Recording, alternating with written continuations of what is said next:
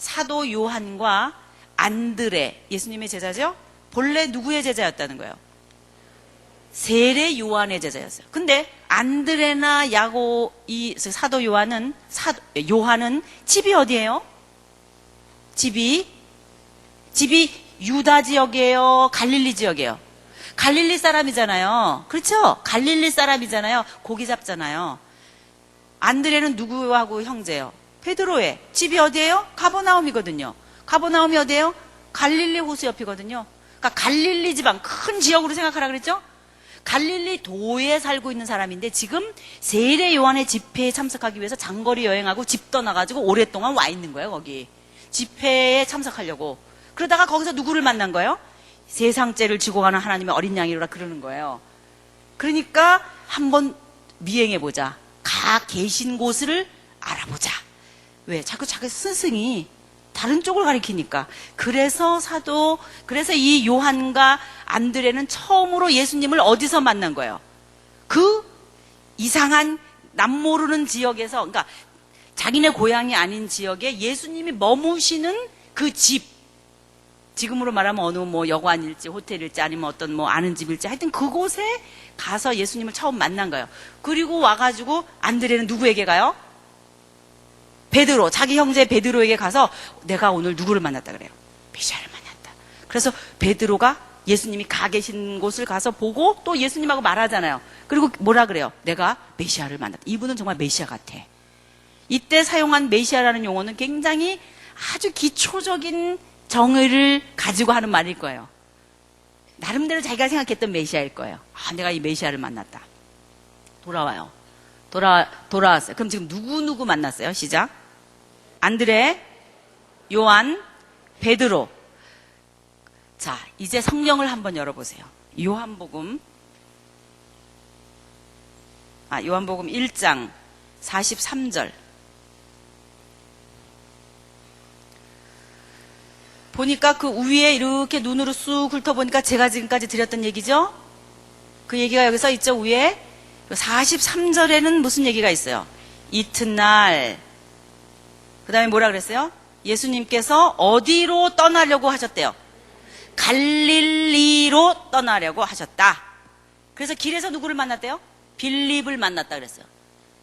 근데 왜냐? 이 빌립은 벳세다 출신, 즉 갈릴리 지방을 말해요. 출신의 안드레하고 베드로와 한 고향 사람이라는 거예요. 이 사람들이 다 어디 살다가 내려온 거예요? 갈릴리 살다가 세례 요한의 부흥 집회에 참석하러 온 범사의 종교성이 많은 당시의 범부였다 이 말이에요. 무슨 성경 공부 있다 그러면 확 쫓아다니고 여러분 같이 다 제껴놓고 그러고서는 막 쫓아다니는 거예요. 이렇게 쫓아가서 누구를 만나냐? 여기서 예수라고 하는 분을 만난 거예요. 그런데 여기 보니까 이 빌립을 예수께서 만난 날은 그날 마침 어디로 떠나려고 하는 날이라? 갈릴리로 떠나려고 하는 날이었다는 거예요. 그러면 갈릴리라고 하는 곳으로 떠났다고 하는 이 43절의 얘기는 장거리 여행 준비를 하시고 갈릴리에 사시다가 세례 받으시고 40일 동안 금식 기도하기 위해서 40-50일 이상의 시간을 다 지나고 나서 드디어 이제는 어디로 올라가시려고 그래요? 갈릴리로 고향으로 올라가시려고 하는 중이다라고 하는 큰 공간 개념의 이동이다 이 말이에요. 그러니까 예루살렘 사역이시냐 유다 지역의 사역이시냐 아니면 위에 예수님의 고향 촌동네인 갈릴리의 사역이냐로 크게 대분되어 있다 이 말이에요. 예수님의 사역이. 이 큰 세팅이 중요하다는 거예요. 갈릴리로 떠나라고 하셨다. 이제부터 여러분이 성경 읽을 때 이게 지금 갈릴리냐 유대냐 이런 게 보일 것 같은 생각이 들지 않아요? 예수께서 유월절을 지키시러 예루살렘을 향하여 가시니라. 그럼 공간 개념의 이동인 거예요. 지금까지 어디 계셨다는 거예요? 갈릴리에 계셨다는 거예요. 이제 어디로 가신다는 거예요? 예루살렘으로 가신다는 거예요. 이런 식으로 큰 Y좌표가 잡혀야만 예수 사건, 특히 십자가에 처형될 수밖에 없는 예수님의 그 십자가 사건으로 어떻게 정치적인 이렇게 회오리 바람 속에서 가게 되는지에 대해서 찾아낼 수 있단 말이에요. 아니고 그냥 막연히 전부 뒤섞여가지고 예수님의 사역이 엉켜 있으면 그냥 더 이상은 안 찾아요. 안 찾아져요. 입체적으로 찾아지지가 않아요. 자, 43절에 나타난 갈릴리로 떠나려고 하시는 날 또 만난 사람이 빌립 말고 또 누구라 그랬어요? 나다나엘이에요. 그러면 예수께서 그 세례 받으시고 또 이 금식하시기 위해서 세례 요한의 집회 장소에 내려가셨다가 만난 첫 번 제자가 몇 명인 거예요? 5명인 거예요. 자, 누구예요? 해보세요. 베드로, 요한, 안드레, 빌립, 나다나엘. 이렇게 5사람이라고 하는 정보를 요한복음이 주고 있습니다. 그러고서는 이 5사람이 어디로 올라가요? 으쌰으쌰하고 북쪽으로 올라가죠. 그러니까 내려올 때는 때로는 둘이, 때로는 이렇게 각자 내려왔다가 올라갈 때 세례 요한의 집회 장소에서 예수님이 세례 받으시고 금식기도 하시고 5명의 제자를 만드셔서 북쪽으로 올라가신단 말이에요. 지금 갈릴리를 향하여 올라가는데 올라가서 어디에 참석하시게 돼요? 가나 혼인잔치. 거기서 누구를 만나셔요? 예수님의 어머니 마리아도 만나고 예수님의 동생들도 만나요. 가나 혼인잔치에 참석했다가 그 물로 포도주를 만드는 사건으로 인해서 누가 큰 충격을 받는다고 성경에 써 있어요. 예수님의 제자들이. 자, 11절 다 같이 읽어보세요. 시작. 예수께서 이 첫 번 표적을 갈릴리 가나에서 행하사 그의 누가 믿었대요? 제자들이. 여기서 말할 때 제자는 몇 명이에요? 5명인 거예요. 여기서 12명이라고 막연히 생각하면 틀린 거예요. 몇 명이 그 예수님의 물로 포도주 만드는 사건을 본 거예요? 5명. 이 5명이 처음 예수님을 만난 다음, 그 다음 12절이 굉장히 중요한 그 귀절이에요. 우린 이 12절 같은 거를 보면은 뭐 때문에 이런 게 성경에 있을까? 이런 생각을 해요. 별로 은혜가 안 되잖아요. 왜? 뭐라고 말하고 있어요? 12절이 시작. 가버나움에 내려가서 여러 날 계시지 아니하시더라. 가버나움에 내려가서 여러 날 계시지 않는 게 뭐 어쨌다는 거예요. 이런 게 왜 성경에 있어야 되나? 이런 생각이 들잖아요. 이게 굉장히 중요한 거예요. 왜 중요하냐? 지금 여기 가버나움에 내려가서 적어도 며칠을 계셨다는 것은요. 그래도 어디 가서 잠잘려면은 적어도 가족이든가 아주 친한 친구라든가 이렇게 여행 가는 거 아니에요. 근데 여기 보니까 같이 간 사람들이 잘 반죽이 안 맞는 것 같아요. 누구예요? 예수님의 어머니, 또 예수님의 동생들, 또 지금 만난 5명. 반죽이 좀 맞아요? 뭔가 공통분모가 있는 것 같아요? 없는 것 같아요? 잘 없는 것 같은 사람들이에요. 근데 여기서 만나서 어디로 내려가? 가버나움에 내려가서 며칠 있다가 다시 예수님은 어디로 오셨다는 거예요? 예수님의 고향? 예루살렘이 아니지. 갈릴리? 어디? 예수님이 사시는 동네가 어디예요? 예수님의 고향이 나사렛이다 이 말이에요. 자, 지도를 보세요. 이제 지도를 봐야지. 자, 여러분 갈릴리 그러면 가버나움이라는 말과 범위가 틀린 거 알아요? 경상북도 하는 말하고 밀양 이렇게 말하는 거. 밀양이 경상북도에 있어요? 남도에 있어요? 남도에 있어요? 네. 그 어느 도를 말하고 그 안에 도시들을 말하는 거 다른 거 아시죠? 경기도 그러면 경기도 안에 들어있는 도시들이 많죠. 뭐뭐 있어요? 수원, 인천, 일산, 의정부, 문산, 김포 이렇게 있잖아요. 근데 여러분은 지금 경기도라는 말과 일산, 김포, 의정부를 헷갈리고 있는 거예요. 그러니까 갈릴리 그러면 경기도 그러는 거예요. 지금 그러니 이게 어떻게 성경을 읽은 거예요, 어제까지? 갈릴리라고 하는 큰 도 안에 들어있는 조그마한 도시들이 있는데 그 도시들 이름이 어떤 건 뭐가 있어요? 가버나움도 있고 가나도 있고 나사렛도 있고 이런 그 도시 이름들이 있는 거예요. 또 베들레헴, 예루살렘 이런 이름들은 헤브론 이런 이름들은 유다 지역 안에 들어있는 도시 이름들이고 그러니까 우선 그 영역의 범위부터 몰라요. 우리가. 그래서 제가 공간 개념에서 유다 예루살렘을 중심으로 한 아래쪽의 사역이냐 아니면 그 위 사마리아를 거쳐서 갈릴리 쪽 사역이냐 크게 두 개 지역을 정하라 그렇게 말한 거예요. 예수님이 밑에서 위로 올라가셨는데 우선 가나라고 하는 곳 갈릴리 사역이다 이 말이 이때부터는 또 맞죠? 가나라고 하는 곳에서 혼인잔치에 이적을 행하시고 그 다음에 어머니와 제자들과 동생들과 함께 가버나움이라고 하는 갈릴리에서는 번화한 해변 도시로 내려갔어요. 그러니까 갈릴리 도에서 제일 번화한 곳이에요. 어디가? 가버나움이. 그러니까 여러분 머릿속에 이제 가버나움 그러면 도시구나 이렇게 생각하세요. 가버나움 갈릴리 호숫가에 뭐 세금 거두는 사람도 있고 거기 가면 이제 맥도날드도 팔고 우리로 말하면은 막 이런 거 있는데요. 그러나 저 촌에 가면 맥도날드 안 팔잖아요. 그러니까 그런 식으로 뭔가 다 사람들이 모여 있는 곳이에요. 갈릴리 중에서. 거기가 어디예요? 가버나움. 네, 내려갔다 이거예요. 이 사람들이. 그럼 거기에 내려가서 여러 날 계시지 아니하시더라. 왜 그랬겠냐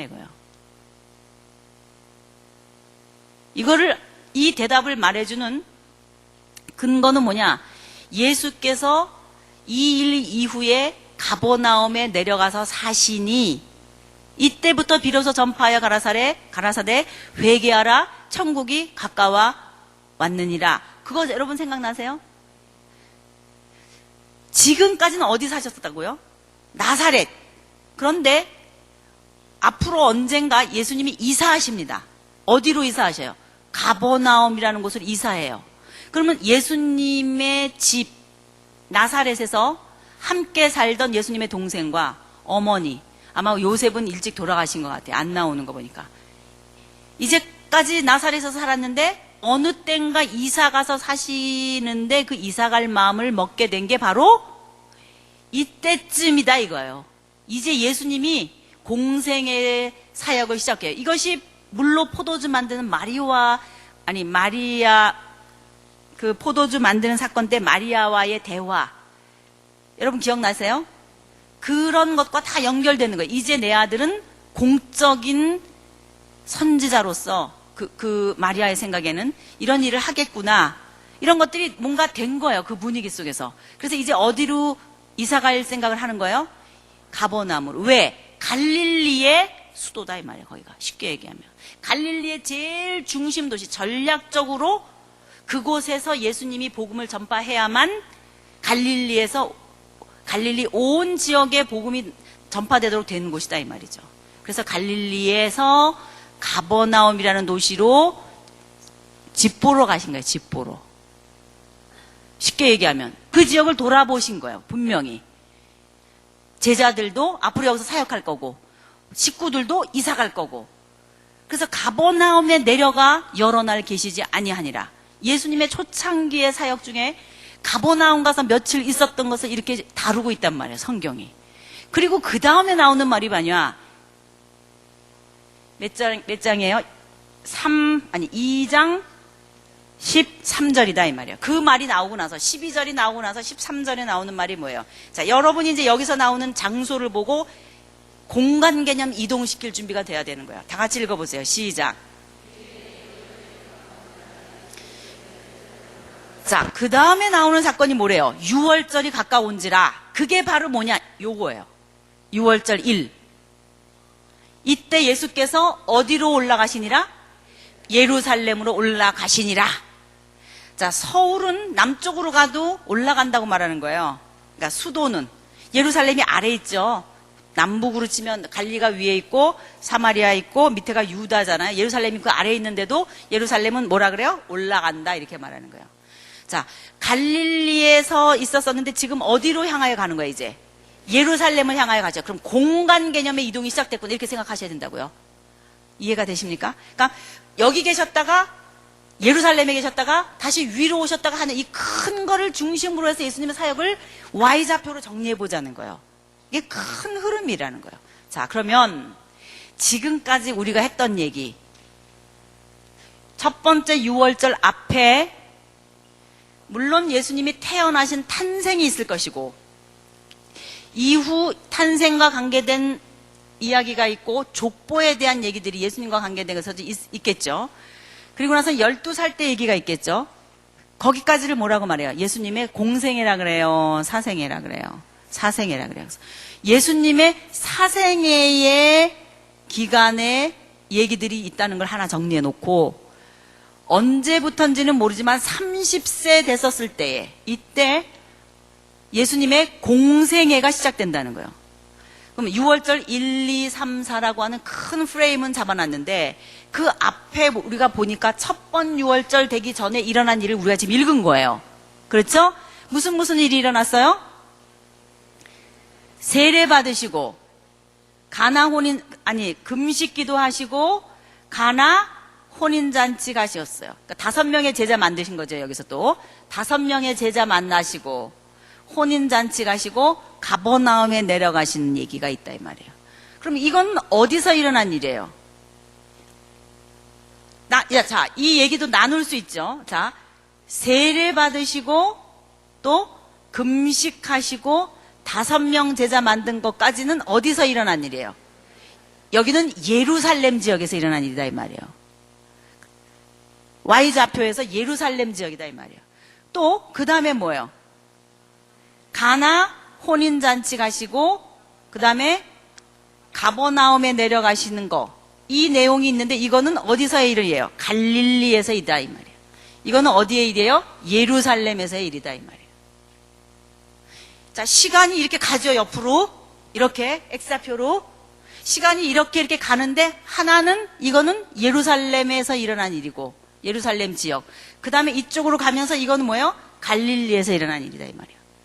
그러니까 Y좌표를 공간 개념을 이동하시면서 예루살렘 사역이냐 갈릴리 사역이냐로 정리하면서 시간 개념과 연결시키다 이 말이에요. 이해가 되세요? 그리고는 첫 번째 6월절에 예수께서 예루살렘에 올라가셨는데 이때 일어난 일이 뭐예요? 예루살렘 성전을 청결케 한 사건이에요. 그럼 이 사건을 보면서 여러분은 이제까지 우리가 구약에서 공부해 올 때에 있었던 성전 개념 있잖아요. 예루살렘 성전이 가지고 있는 의미 얼마나 많았어요. 샤켄하신 하나님, 우리 가운데 거하시는 하나님, 하나님의 백성 삼고 나서 시내 산에서 제일 먼저 만들으라고 그랬던 그 성막. 그 성막이 모형을 잘 만들어서 예루살렘의 성전으로 솔로몬 성전으로 나타나고 그 이후에 그것이 파괴됐다고 하는 것은 하나님의 왕권이 인정되지 않는 시대가 됐다는 것이고 하나님은 그 이후에 이 백성들을 포로로 잡혀가게 하시지만 다시 포로 가운데 다니엘과 에스겔 같은 사람을 통해서 하나님의 나라는 다시 회복된다. 그 나라는 어떤 나라냐? 인자라고 하는 존재가 나타날 그 나라이고 그곳에 성전이 세워지는데 성전 재건하는 역사가 에스겔 뒤에 나타나는 모든 성전 짓는 방법을 통해서 나타난다. 우리 쭉 공부했죠. 그리고 디아스포라로 흩어져 있던 그 수많은 유대인들이 때를 따라 6월절이나 초막절이나 이런 명절이 되면은 예루살렘으로 모여드는 것이 하나님의 나라의 회복을 상징하는 운동 방향이다 이 말이에요. 그걸 시오니즘이다.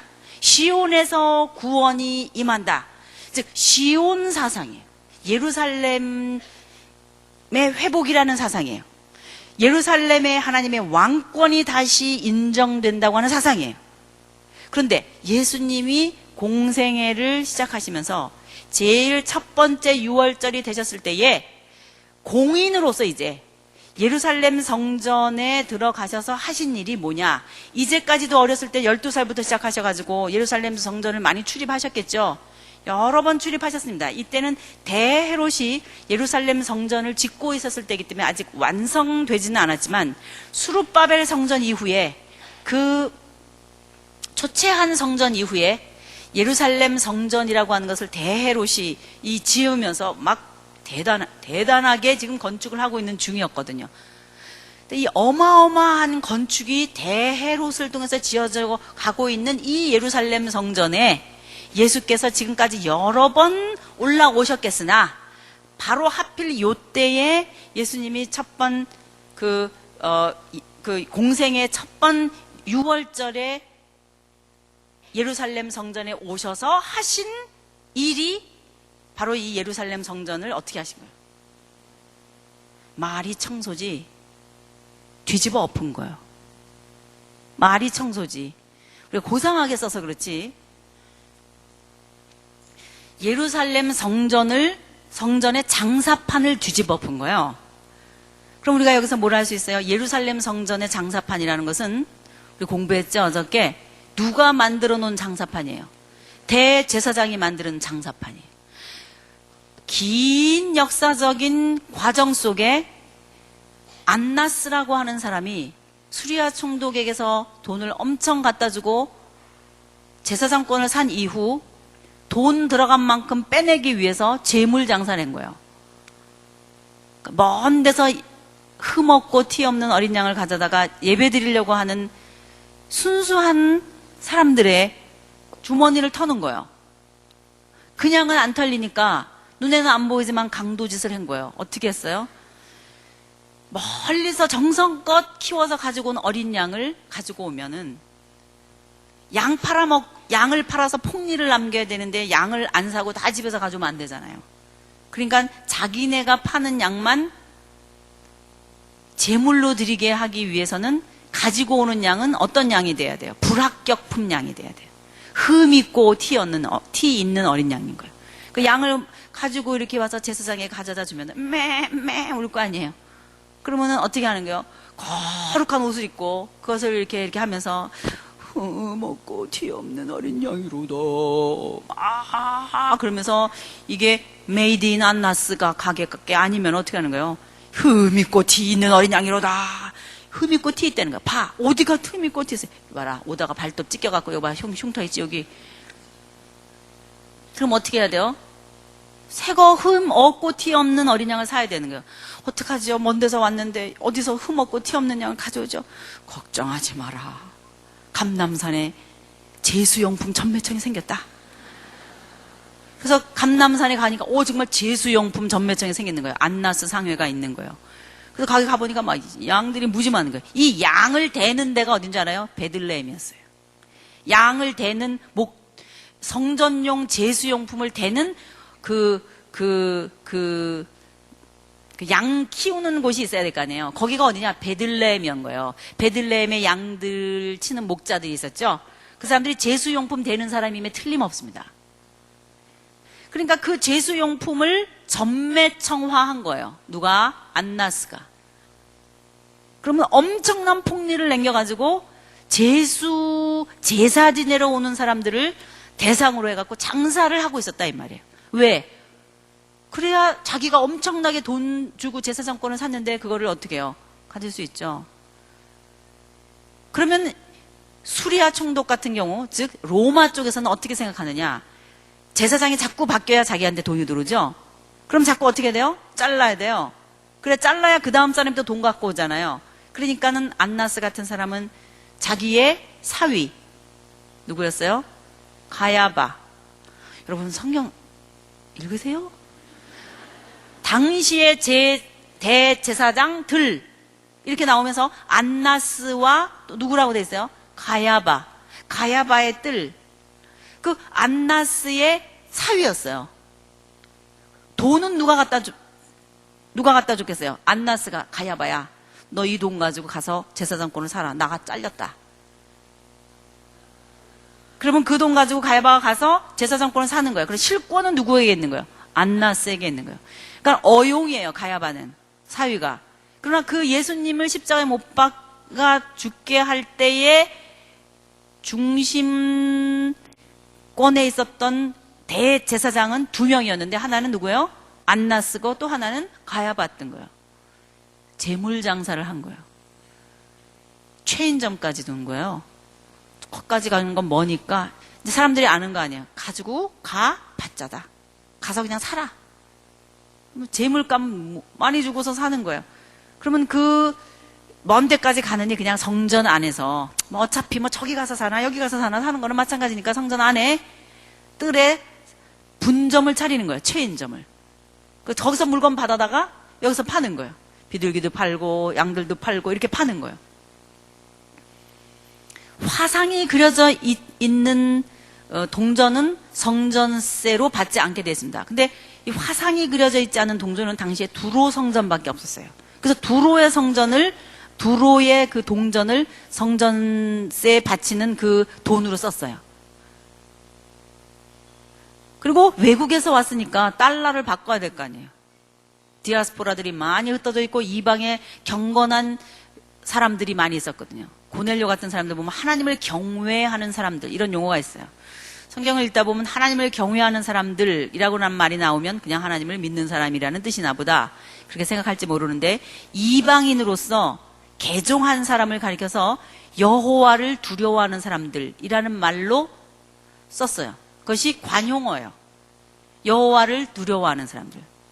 그러니까 이방 사람들이지만은 유대교로 개종한 사람들. 이런 사람들이 이제 예루살렘에 와서 제사 지내려고 그럴 거 아니에요. 그럴 때 동전들을 그러니까 외환은행이 필요한 거예요. 그러니까 돈 바꾸는 사람들이 있어야 되겠죠. 두로 동전도 바꿔야 되지. 양살렘은 그것도 외국 돈 바꿔야 되지. 그러니까 그 당시의 성전 문화라는 것은 우리가 400년의 포로 중간 시대를 공부해 오면서 보았지만은 그런 여러 지배 국가가 돌아온 공동체에게 해온 여러 역사의 그 흔적 속에 예수님 당시는 이런 모습까지 되어 있는 성전 문화를 갖고 있었다는 것을 보여준다는 얘기예요.